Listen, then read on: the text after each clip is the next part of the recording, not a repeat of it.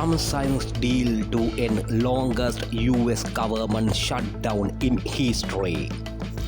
ඉතිහාසයේ දීර්ඝතම ඇමරිකානු රජයේ අක්‍රියතාවය අවසන් කිරීමේ කියවසුමට ට්‍රම්ප් අත්සන් තබයි යනුවෙන් රොයිටර් පුවත් වෙබ් අඩවිය වාර්තා කර සිටිනවා.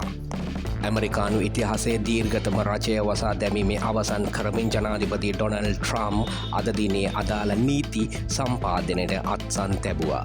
නියෝජිත මන්ත්‍රීය මණ්ඩලය විසින් ආහාර ආධාර යළි ආරම්භ කිරීමට ෆෙඩරල් සේවකයන්ට වැටුප් ගෙවීමට සහ බාධා වූ ගුවන් ගමනාගමන පාලන පද්ධතිය යථා තත්ත්වයට පත් කිරීමට ඡන්දය ප්‍රකාශ කිරීමෙන් පැය කිහිපයකට පසුව මෙම තීරණයට එළඹ තිබෙන්නේ.